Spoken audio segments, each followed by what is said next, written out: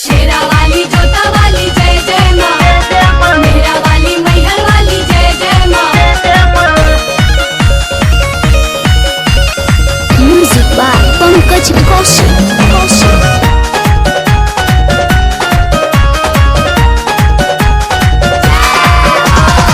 नहीं डेराइब हम आसो वाला काल में, कर देले फोन हमर पहिला सवाल में, कर देले फोन हमर पहिला सवाल में। नहीं डेराइब हम आसो वाला काल में, कर देले फोन हमर पहिला सवाल में। अब परब न सैया के झमेला में, हम मानब न बात बलमुआ के देवर संग जाइब मेला में। हम मानब न बात बलमुआ के देवर संग जाइब मेला मेला मेला में।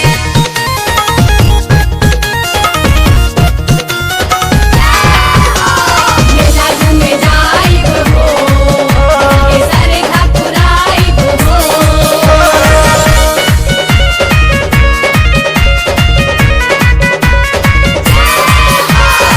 परसल डाल दिले हमके समझाई, लगले कहे असो भइल ना कमाई।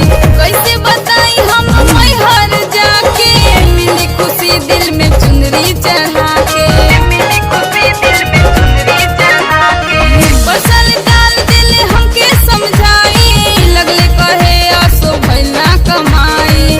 कैसे बताई हम मैहर जाके, मिली खुशी दिल में चुनरी चढ़ा के।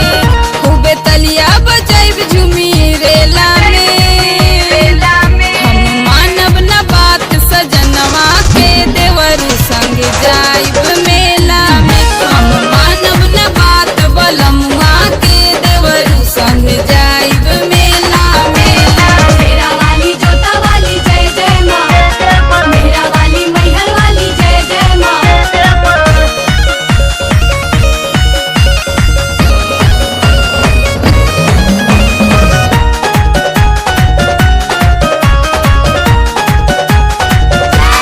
अड़हुल के फूल भेंट पान सुपारी, अर्जी बमाई दूर करमा हमारी। रगी गावे भजन माई के सुनाई, होली न कठोर माई करही करवाई, होली न कठोर माई करही करवाई। अड़हुल के फूल भेंट पान सुपारी, अर्जी बमाई दूर करमा हमारी।